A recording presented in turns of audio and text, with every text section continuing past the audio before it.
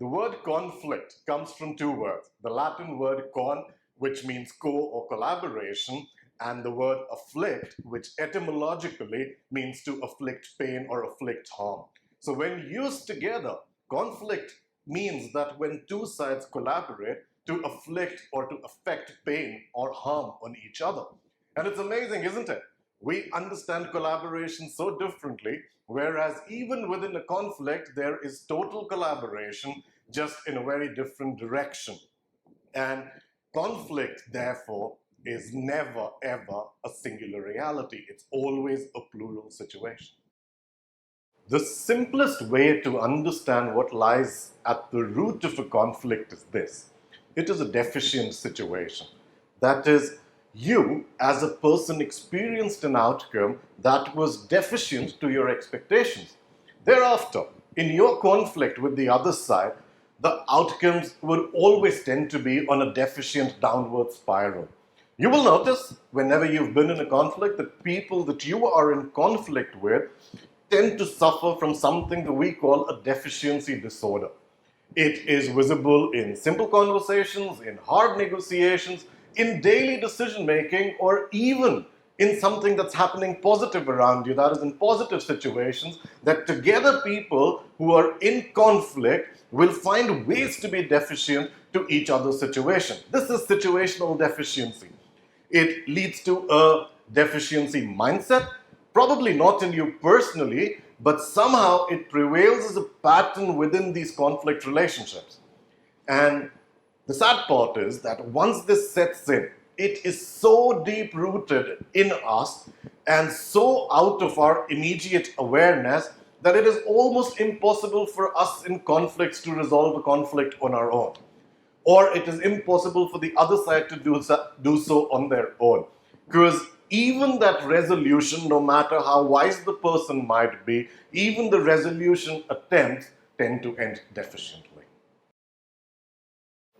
Hi, I want to introduce you to a framework for conflict. Now, this is something that we created over years of experience. It's empirically tested, but it kind of makes it very transparent to understand a conflict and evolve a resolution mechanism.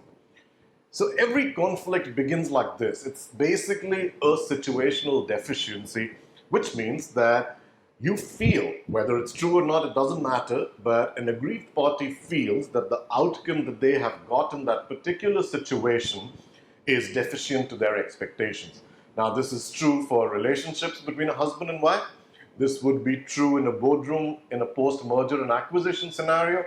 And this would be true especially in family conflict, where generational conflicts set in, that each party feels that their situational deficiency has set in as an outcome that they did not expect. As a result, what happens that because two sides are feeling the heat, they end up taking certain positions, that this is what would have been an efficient outcome for me, and therein sets a foundation for a conflict where everyone then forgets to address the deficiencies but takes up positions, and these positions prolong in a period of time to set in an unresolved conflict. But what happens as a result of these deficiencies and these to and fro conflict, which prolongs over a period of time, that people carry a lot of baggage in those relationships that there is a conflict, and as a result that sets in historical expectations of patterns as to how I expect the other side to behave or not behave, and all this forms an opinion making in my head, which we call leads to a historical minefield. Especially if a conflict has dragged on for a period of time, then it's no longer about the position. It moves to a whole lot of other things which are entangled in a mess, and it's like a ticking time bomb, because you are no longer conflicted, or you're no longer fighting over a particular thing, but you are fighting over anticipation that this baggage brings to the current reality.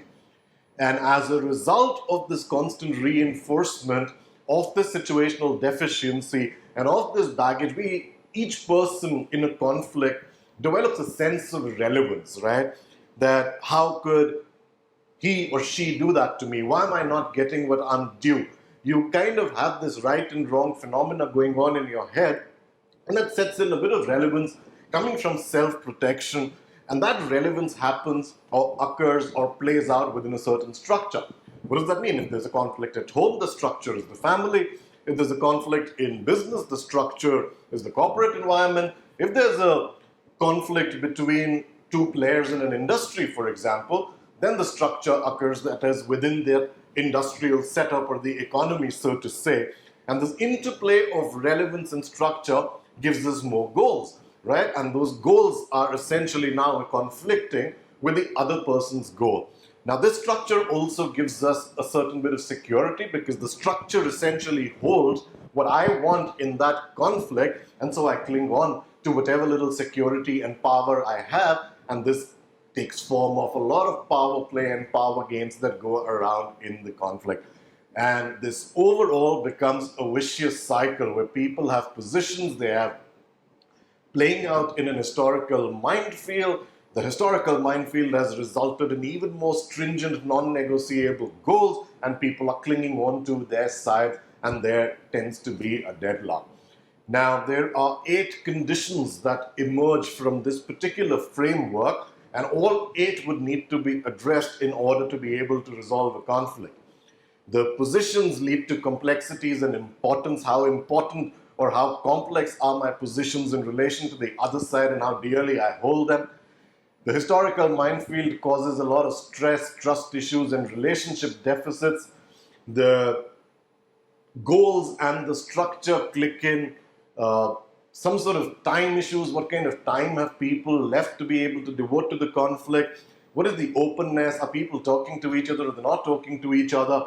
And very important, which is seldom addressed in a conflict, as to what is the reward system, what is the culture of rewards in this particular structure, and how are people viewing it, what led to them feeling deficient, and essentially the structure needs to address it.